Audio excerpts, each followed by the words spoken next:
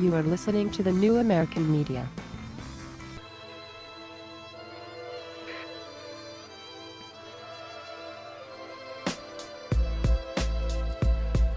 For quality assurance purposes, this broadcast is being recorded by the NSA to be used against us at a later time. Hello, everybody. Happy Friday. Welcome to the newamericanmedia.com and Agree to Disagree. My name is Brian Engelman. I'm going to be your host. What you're listening to right there, you need to go online. You need to take a look at it right now. It's called Juice Media. It is called Juice Media Rap News 15.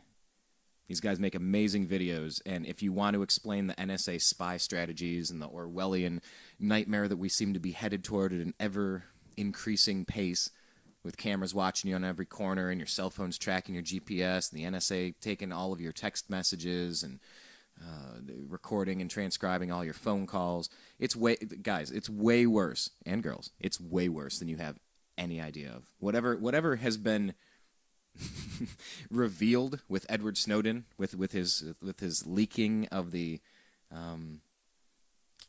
just with him releasing the information that, hey, guess what? Everybody's being spied on. It's really no surprise to me. And that's why our guest today, his name's Aaron Bedra. He works in this field. He's a good friend of mine. He was the bass player in my band in college. We'll touch on that for a second, but he's always been one of the sharpest cats I knew regarding this topic. And when this story broke, I said, man, I gotta connect with Aaron. I gotta get him on the program. So we'll bring him on in a second. Real quick though, quick programming note for those of you that are always listening for the Unhappy Hour Sports Show. We had special guest Zach Barris, NBA scout. He was on the program on Wednesday, right, to give some instant update on the game at Wednesday when the Spurs blew out the Heat. And, of course, the Heat have tied the series 2-2. I think we're going to do a special show on Saturday. It just fits in the schedule better. So a little programming note there. Real quick, just to get it out of the way, if you're not following us on Twitter, you got to do that. You got to join the, what do we got, 32,083. The number fluctuates, but join some other sharp people. It's on Twitter. And go to @American_media_ and follow us. Also, search the New American Media on Facebook and like our page. We have, I'm going to use an NSA keyword here because that Facebook page has been blowing up. I mean that figuratively, not literally, but really. We have a few contributors that are posting really, really good content on there, and we welcome everybody to join that. So please check it out. Search the New American Media and follow us on Facebook. You got to do that. Like the page, share the content, leave your comments. You got to do it. And on the YouTube channel, I don't have it pulled up in front of me at this particular second, but I don't know. We're getting closer and closer to 100,000 video views, which is pretty cool. So go to youtube.com/the New American Media. Subscribe to that channel. All these really cool 2 years of archived interviews. Just scroll through the list. There's some really cool stuff buried in there. Go back months and months and months. You got to check it out, please. And we appreciate every one of you that has it. Every click means something to us. So stay tuned tomorrow for Zach. We'll try to get Zach on tomorrow to talk some NBA action as we head into the pivotal Game 5 in the NBA playoffs. And I want to say real quick before we get into our special guest, before we get him on the program, rather, I want to wish everybody a happy Flag Day. This is Friday, June 14th, and according to Wikipedia, a Flag Day is a flag-related holiday, either a day designated for flying a certain flag, such as a national flag, or a day set aside to celebrate a historical event, such as a nation's adoption of its flag. That's today, so happy Flag Day. But, of course, that got me thinking. Another Wikipedia definition. And this article needs attention from an expert in law, but okay, there's a little warning. You guys do your own research. But a false flag or black flag describes covert military or paramilitary operations, kind of like the NSA spying on our own citizens. Not quite. But it's Flag Day, so I just want to describe what a false flag is. False flag or black flag describes covert military or paramilitary operations designed to deceive in such a way that the operations appear as though they were being carried out by other entities, groups, or nations, maybe those waving other flags, than those who actually planned and executed them. Operations carried out during peacetime civilian organizations as well as covert government agencies may by extension be called false flag operations if they seek to hide the real organization behind the operation. The name false flag has its origins in naval warfare, where the use of the flag other than the belligerent's true battle flag as a ruse before engaging an enemy has long been acceptable. So you'd have a flag like, hey, it's my friend, and then you get there and it's a bunch of pirates, arr, whatever. So false flag. Happy False Flag Day, everybody. Do a little research into false flags. Look around. I'm not saying I buy into the concept that everything that's happened in the past 100 years has been a false flag and nothing is what it seems. But I'm open to the concept.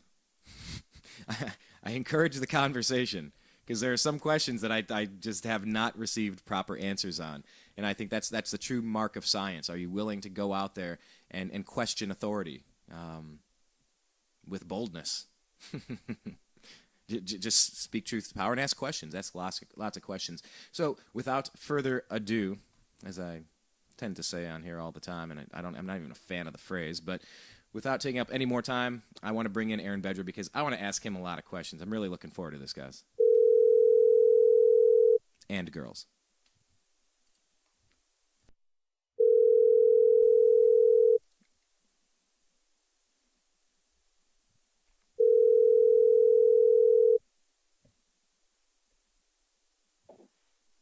Hello. Aaron, it's Brian Engelman. You're live on Agree to Disagree on the NewAmericanMedia.com. How are you doing today, sir? Hey, great, Brian. How are you? Man, I'm living the dream. I gave a brief intro.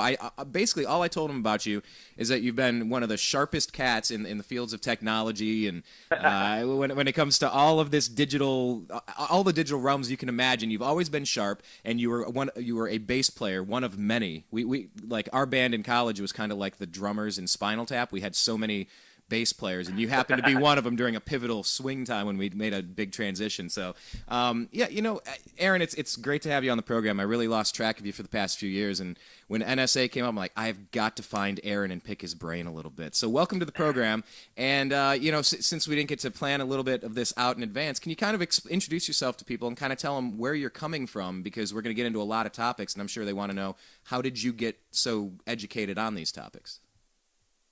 Oh, great. Thanks. Thanks for having me. I appreciate you having me on the show. So my background is lots of things, mostly technology related. But I think the focus for today is that my career is information security, and my day job is keeping information safe. I work for a company that processes credit cards all day, and so I make sure that those credit cards are safe and that no money's stolen in the process. So. A lot of that is involved in defending from attackers, right? But at the same time, there's a lot of parallels between, understanding what data is coming from here and there, encryption, the whole kind of realm of keeping data safe. Also spills over to privacy and anonymity on the internet as well.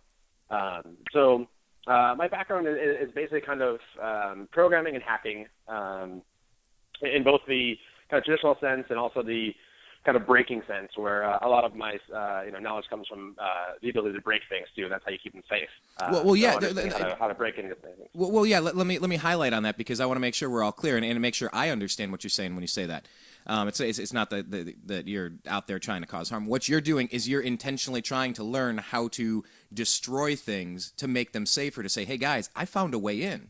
You need to put bars up on that window. That's vulnerable. You have to think like the bad guy to protect it as a good guy. Am I following you on that? Yeah, absolutely. And that's a lot of what my job is testing the stuff that we produce and making sure that the stuff that's getting out to the consumers is safe, right? We have a lot of stuff that's regular credit card processing and mobile payments and everything else in between. So I want to make sure it's safe and that everybody can trust their data with us, or their transactions and their credit card numbers with us, because that's really the pivotal point here. Is at some point you have to have trust somewhere. So you can feel safe when you spend your money. Right. Okay. I'm going to bounce all over the place here because I'm really I just have 1,000 questions. You talk about being safe and spending your money. Talk about digital currency real quick. Do you have any thoughts on that? Like Bitcoin or some of these other? Yeah. Bitcoin is, I think it's really early to make the call on Bitcoin, right? There's a lot of interesting ideas there. I think the underlying principles of Bitcoin are really interesting. I myself have mined Bitcoin in the past. I think it's a really interesting idea, and I think there's a lot of merit there. So you've However, I think there's a lot of room. Sorry? Go ahead. Talk about there's room, because I had a follow-up question there. Okay. I think there's a lot of room for, governments and other folks to kind of step in here, right? The appeal is really nice because it is supposed to be a sovereign currency. I think the hard part here is, the countries in which the exchanges operate are still subject to the rules of the country they operate in. Right. And that's where there's some gray lines, right? We saw the kind of MTGOX stuff that happened where they got shut down for a little while. Different things like that.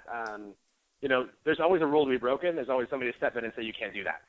So, I think there's a lot of things that can kind of can disrupt what Bitcoin is. But I think that the idea is wonderful. I think it's interesting. It's just the unfortunate cases come around of the generic use for Bitcoin in a lot of cases has been, fraudulent activity, things like Silk Road, less than savory kind of activity, I guess. So it's gotten kind of a bad name because of that.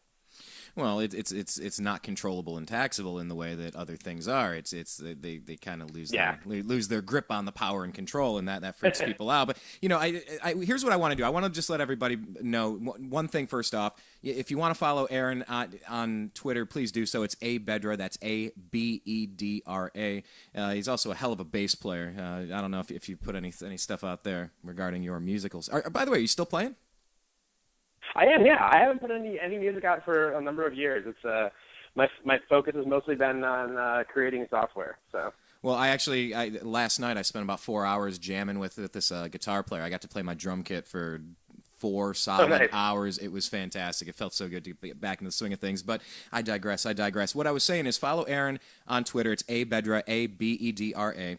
And I also want to say that what we're going to do is we're going to split this show up into kind of 2 components here. First, I want to kind of talk about obviously after getting these scattershot questions out of the way up front, because I have 1,000 questions on all of this stuff, and there will never be enough time to ask you today, and I'd love to have you back.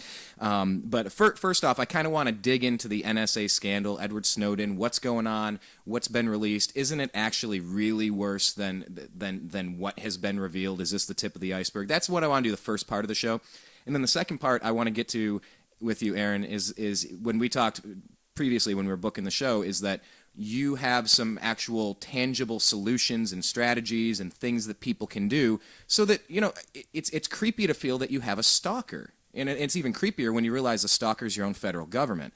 But if there was a guy lurking in my bushes, I would feel uncomfortable about it. I'd call the police. I would confront him. I would get him away from my home. It just feels weird. So I did read that correctly when we spoke, that you'd actually have some good, solid solutions for people who don't want their emails read, who don't want to be tracked and traced every step of the way. Am I clear with you on that? Did I follow? Yeah, absolutely. Yes, there are several things you can do to help protect yourself. You can't really eliminate your footprint, nor do you really want to, but you can help protect the exchange of information and keep you a little more anonymous, a little more private than the standard run. Man, I had no idea I was going to bring up a Tony Danza quote here, but I saw him in some interview in something somewhere. I have no idea why I was watching it, but it was actually interesting. And what Tony Danza, the actor, he said when he grew up, I think New York is where he grew up, and he said it was one of his parents told him, the reason you put a bike lock on your bike is to keep the honest people honest. And so I think what you're saying there is there's a few easy things to do to make it difficult for the average schlub to get into your digital life and start messing with things. Of course, if you're the NSA, they're listening to us live now. Hello, NSA. Hi, everybody. Nice to meet you. Glad you're transcribing this. But am I following you correctly on that? The solutions you're going to offer, nothing's going to eliminate your digital footprint completely, nor do you want it to, like you said. And even if you did, it's not going to stop China and NSA from getting into all the hardcore stuff anyway. You just don't want the hacker in the basement to do it. Am I right with that? I think that's really the case, and I think there are several things you have to consider when you're doing this, and one of them is standing out, right? Yeah.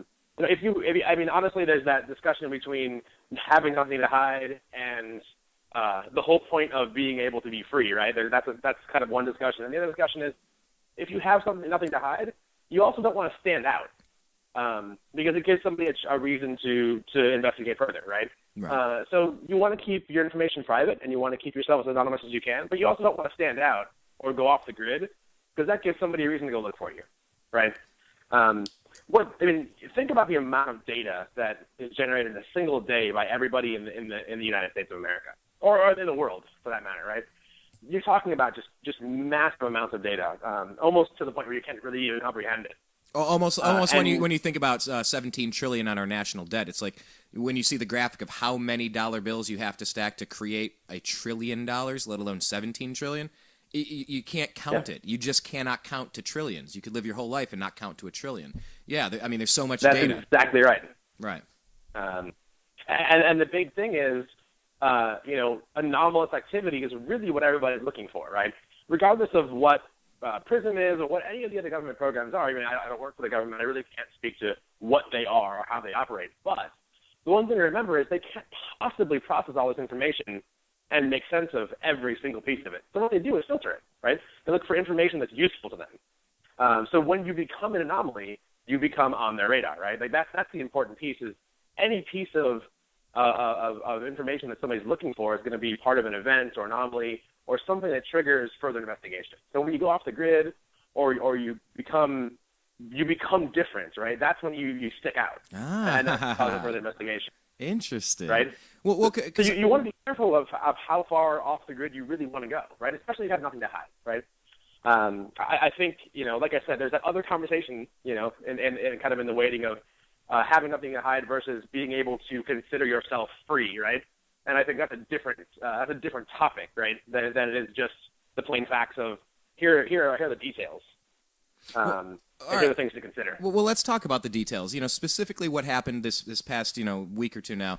Edward Snowden working with the NSA is a different contractor. Can you kind of hit reset as far as your understanding of how this all played out and kind of what you're taking away from this? Because for me, I say, and the jury's still out, but initially, I'm a firm believer in the Fourth Amendment, and I think that what's happening it's very frustrating to me. So I was thrilled, not surprised at all, but I was thrilled that I could turn on certain channels that never get into these topics and never criticize certain areas. They were actually on point, digging into this story. Just like we should have maybe been, 11, 12 years ago with the Patriot Act. But just talk about the NSA scandal, whether it's Verizon. Approach it from any angle you want with Edward Snowden, and just kind of what have you taken away in the past week or two, absorbing it all?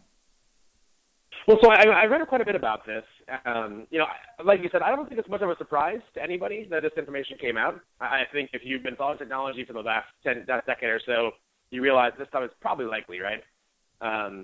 So I don't think it's a shocker to anybody that this is the case. I think, it's kind of, the data says that there's probably something a little bit more real than the things we thought were true. But, like I said, it's still too early to really find out what's actually happening. Right. But I think the point here is that, what's happened is somebody who believed that their personal freedoms were not as important as the freedoms of their fellow patriots, right? Whether that's true or not, right? There's still a lot of information to come out here, and I think there's a lot that's going to be hidden in the process. But somebody believed that the civil liberties of the rest of the U.S. citizens were more important than his own. Decided to speak up about something that he thought was wrong, right? That's important and that's powerful, and that's something to remember here.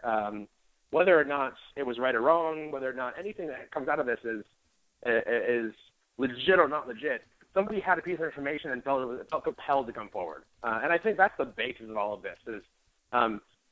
There's a lot of stuff happening here, and there's a lot of information and misinformation, right? I think probably both parties. I think both sides of this have things to talk about and also things to hide. You have to remember that this was the National Security Agency, and there's a lot of things. I mean, this is built on trust and also secrecy, right? So the foundation of all of this, from our federal agencies and everything, is really built on this kind of foundation of trust and secrecy as well. So you don't know whether or not he really had all the context in the process. So there's a lot of things to consider here, right?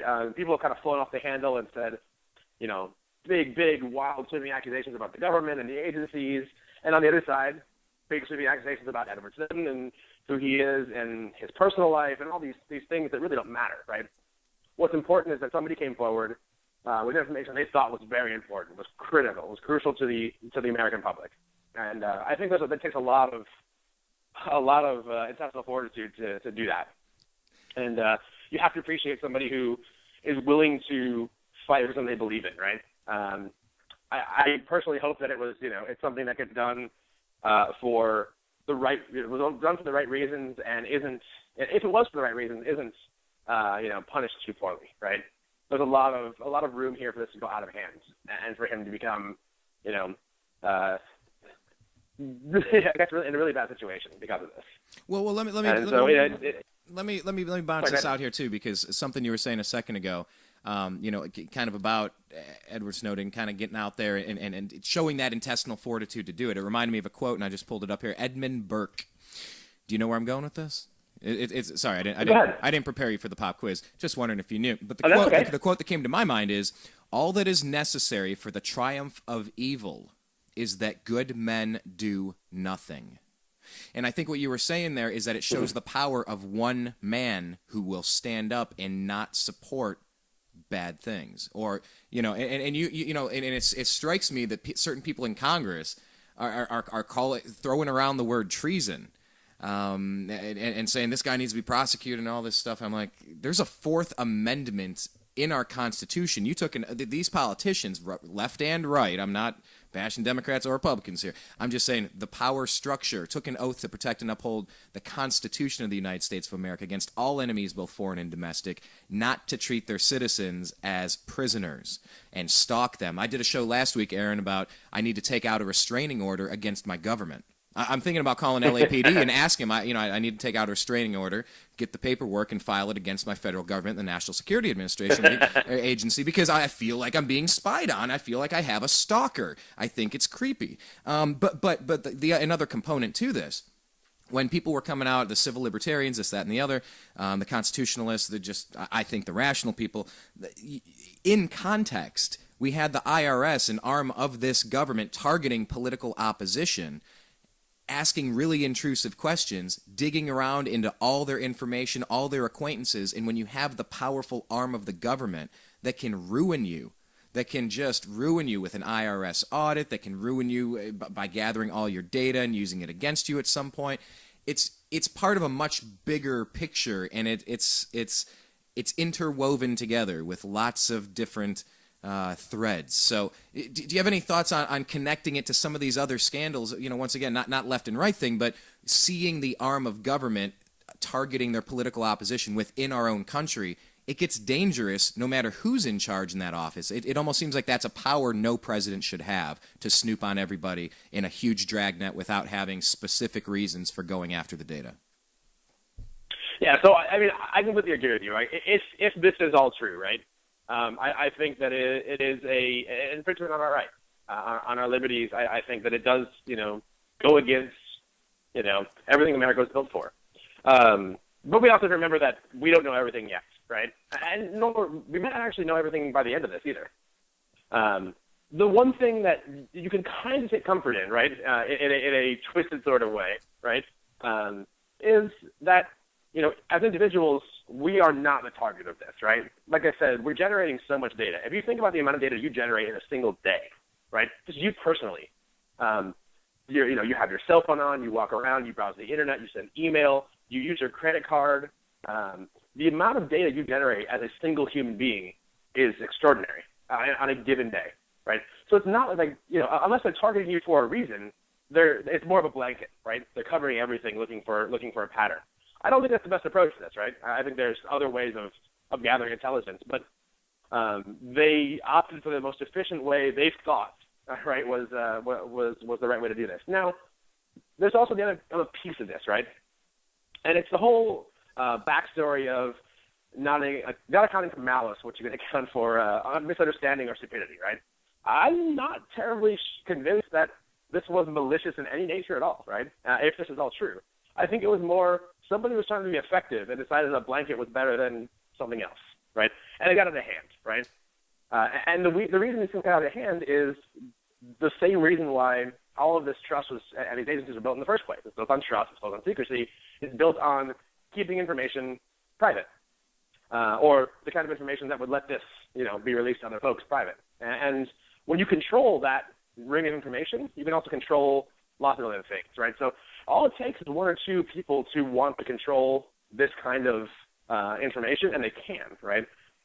We have a system of checks and balances, but there's also the system of secrets. And that's, I think, at times being more powerful than the overall system of checks and balances. And, to be honest, human nature, right? People will do what they can to get ahead. And there's likely some of that in the process. But this is all speculation, right? These are ideas we're talking about that may or may not be true. So there's a lot to consider here in the process. And like I said, it's more of a twisted way of thinking about things as you're not being a target than the real problem of, is this actually true, really being violated or feeling violated. Because I think that's the point of outrage, or the point of concern for most people is, why am I involved in this? I have nothing to hide, right? Yeah. Why are you, and you think about it, and like I said, my speculation, I offer opinions. I don't just do straight news here. I definitely offer a lot of opinions. I think this is the tip of the iceberg. Because what they're saying now with Prism, and let's get right to that after I'm done with this little comment here. But I want you to kind of explain Prism and maybe take us a couple steps back to where Prism came from, because whether it's Echelon and a few other, it's interesting to see the evolution of how this got here. But I really think this is the tip of the iceberg.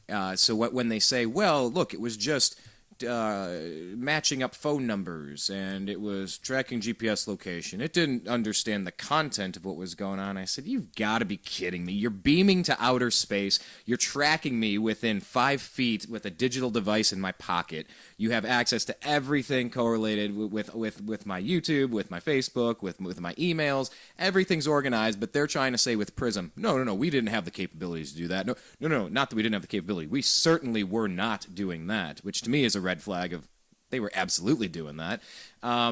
Speculation, of course, because all the information is not out yet. But just unless you had a comment to reply to what I just said there, I was going to ask you about Prism to kind of explain that system. We should talk about metadata for a minute too, and the power of metadata. Yeah, define that. I'm not sure that they actually need it because of most messages, right? The metadata is actually really powerful, right? If you walk into McDonald's to buy a hamburger, right, what are you doing?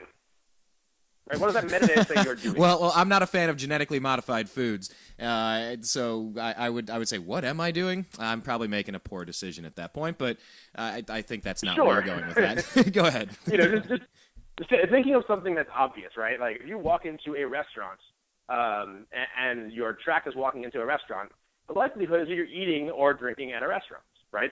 They don't need to know what you ordered or how you like the food. They already know most likely who you ate with, and where you ate, right? You probably used a credit card to buy that meal, right? So there's additional information that backs up the fact that you were at that place. If you make a phone call to somebody, let's say you make a phone call.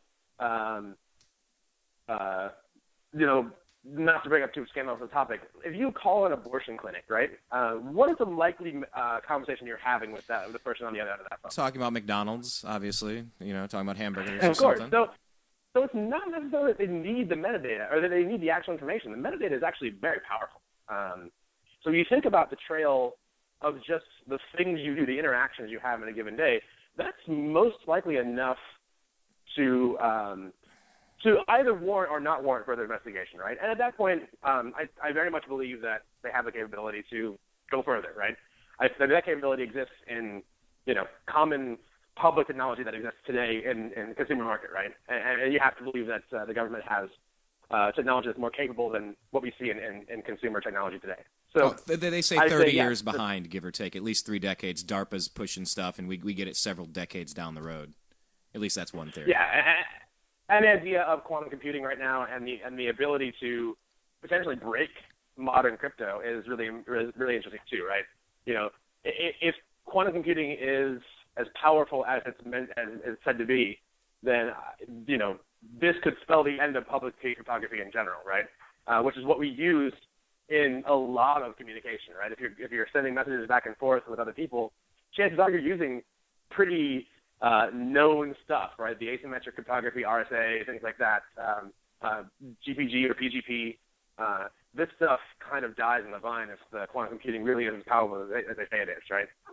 So, that could already exist. No idea if it does or not, but it could, right? And so the capability to act further if they suspect something is always there, right? And I think that you have to understand the power of metadata and what that means. And they're probably telling the truth in a lot of cases that they don't really even need more than the metadata to get the information that they're going after, right? If two people of interest meet in the same place, they know that. So.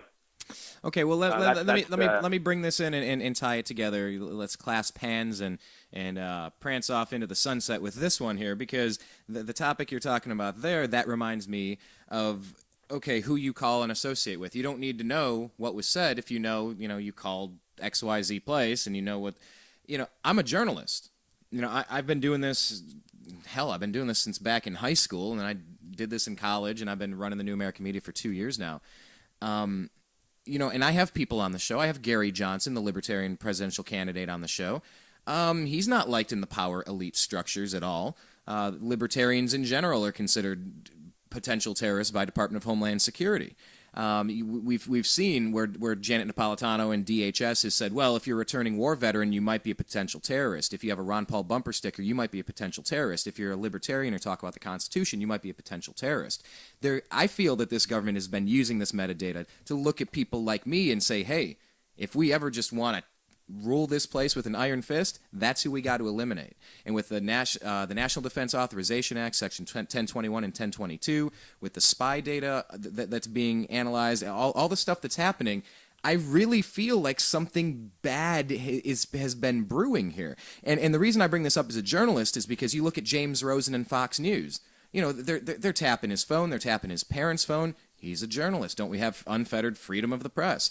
They did the same thing to the Associated Press, and that was when it shook the press up and said, hey, wow, we've been giving this president a free ride for 4 or 5 years now, really hard on the previous guy for 8 years, and then we just kind of became cheerleader. We need to stand up for our rights here. So I look at, I've had Stuart Rhodes, founder of Oath Keepers. I talk to people that have different opinions than me on several things, except I know that I'm in that database. I know that I've been red flagged and underlined because of different people who have been guests on this show, and I feel that it's a danger to me to have this weird dossier built on me when it's like you said, if you got nothing to hide, you got nothing to worry about. I think, do you have any thoughts, just specifically James Rosen and the AP? Because it's, once again, taking the metadata, it's taking that information and spying on the journalists to squelch the First Amendment, let alone the Fourth Amendment against unreasonable search and seizure. What are your thoughts on how this plays in the chilling effect of silencing opposition when everybody knows now you can't type something into a comment box on Yahoo anymore without being pinged as like, hey, that's one of the bad guys. Oh, that's against the administration. Hey, you're on the list now, buddy. People don't want to get on the list, and they stop talking. And that that creates a chilling effect in the media and in the general population. It becomes Orwellian. Do you have any thoughts on any of those points I just threw out there? Sure. I mean, so I think, one of the worst things that we can do as a society is go deeper down that hole, right? I think that, our freedoms are very important, right? And that's what this nation was built on. And I think the idea of silencing somebody because they have something different to say is terrible, right? That just goes against everything that, we all fight for and stand for as American citizens. And I think that's an awful thing, right? But I also understand that there's two sides to every story, right? I don't want to defend either side here. So I don't want to be taken as like I'm coming into the defense of hey, devil's advocate. We're we're having a chat. I like this. It's all good. I'm not trying to necessarily convince you of anything. I'm just offering my opinion. Give me some devil's advocates. Sure. Like for someone that says that stuff like that, offer another viewpoint. I like this. It's all good. I think if somebody offers a potential anti-flag opinion, that's fine. Opinions are opinions, right? I think that when you're given the power of media, right, you hold a lot of power, right? You have the ability to influence other people. You have the ability to command attention. And is much bigger than just you, right? And I can understand the other side of this coin as saying somebody who has a lot of influential power is now saying that, suggesting things that are against the current regime, right? So what do people in power seek more than anything else? More power? And also to retain what they currently have as well, yes. To retain what they currently have, right? And so I think there's lots of motivations to do this. So I think that I'm not sure there's anything super surprising there, but I think that the actions, right? The actions speak louder than anything else, right? To be able to tap and silence, I think is without really any other checks and balances. I think is very, very tragic, right?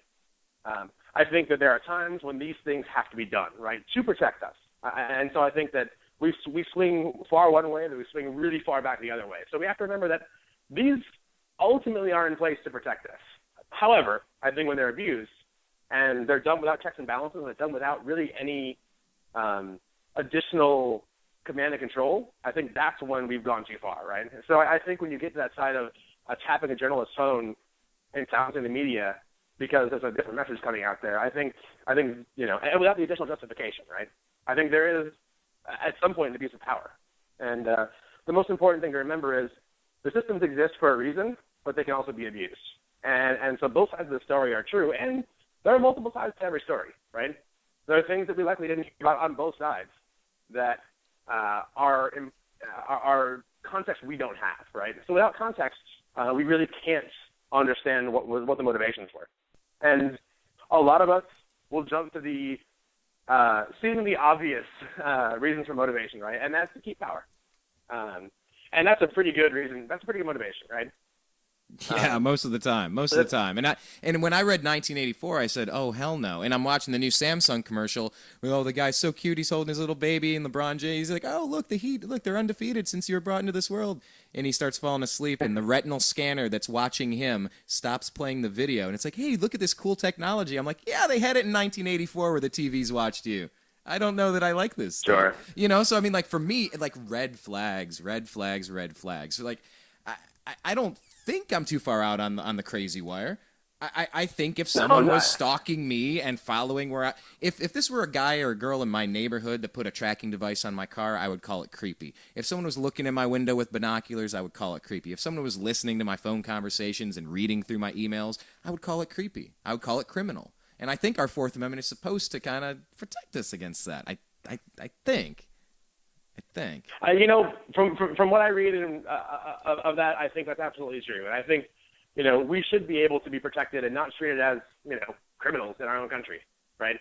When we've done nothing wrong. And I think that's the big point of the message. And I think that's the reason why the majority of people are upset is, being assumed to be criminals when you have proven or provided no other evidence otherwise is tough, right? That's a pretty tough pill to swallow for what's supposed to be, one of the freest nations on the planet, right?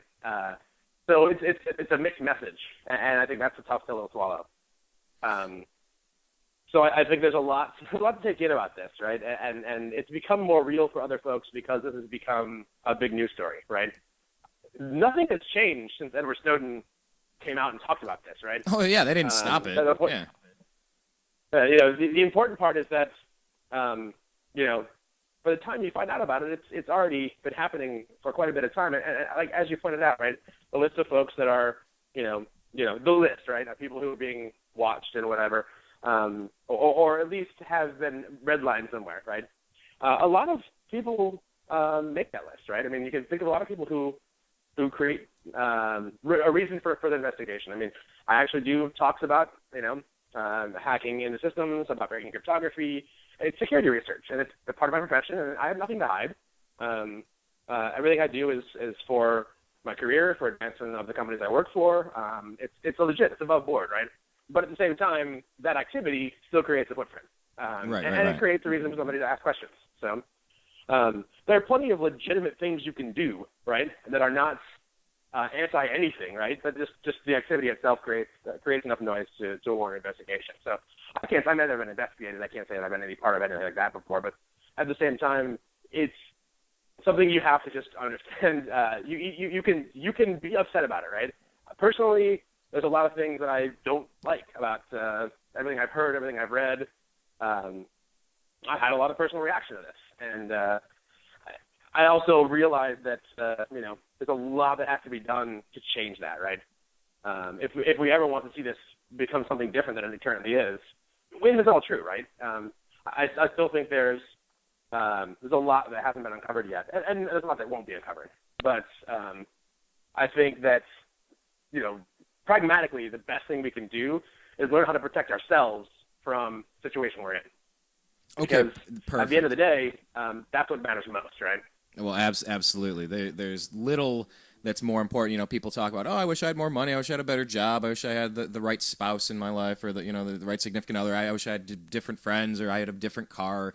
People think about those things. None of that's important. What's important is health, and how there's certain things you can do to protect your health. It comes down to protection, and none of these other things can happen unless you've protected your human body, this little spacesuit we walk around in that carries our soul. It's important, it's vital, it's the number one most important thing is self-preservation. So as we talk about all the things that are beyond our control, and the things that, frankly, like you said, and it's fair, I think what you said was very fair, there's a lot of speculation because we don't know what we don't know. What did Rumsfeld say? There are known unknowns and unknown unknowns. And, I think a lot of this story, we might not really get all of the facts. But what we can do right now, because a lot of people are feeling helpless and kind of creeped out by, why is everyone spying on me? I don't get what's happening. You drive every intersection, they got spy cameras. It's like, what is going on? The one thing we can actually handle today is a couple of real nuts and bolts solutions of a couple suggestions and ideas of how people can protect themselves. So I'll tell you what, Aaron, what we'll do is we'll take a 1 minute, 15-second break if you want to grab a drink or something here in just a second, and we'll come back on the other side, and what we'll do is we'll talk about some actual solutions. Our guest today is Aaron Bedra. How do you describe yourself? Super cyber sleuth? What do you say? Hacktivist? No, a hacker supreme? Well, how would you define yourself? Because I'm trying to make this up on the fly. I think really I'm a software developer and information security professional, and there's not much more to it. I like writing software. I like breaking things. And the cross-section of that is where I spend a lot of my time. And, like you said as well, playing the bass is also a good hobby of mine. So. Absolutely. Hey, you know what? You might have to send me a few tracks, send over a few tunes. I can use this bumper music on the intros and outros and the commercials and stuff. That'd be sweet. But anyway, our guest is Aaron Bedra. We'll just call him an information security professional, if we will. And we'll bring him back on the other side. Please do us a favor, all of us a favor. Start off by going on Twitter and following Aaron. It's Bedra, Abedra. Check out what he's up to. I mean, smart dudes tend to tweet smart things in between all the nonsense and frivolity of our normal lives. And if you guys haven't checked out our homepage, it's called thenewamericanmedia.com. Check it out. Subscribe to youtube.com/thenewamericanmedia. Search The New American Media on Facebook and like our page. And on Twitter, our handle is @American_media_. Like I said, about 1:15, Aaron, grab a drink or what have you, and we'll be right back on the other side. My name is Brian Engelman. This is Agree to Disagree here on TNAM Radio.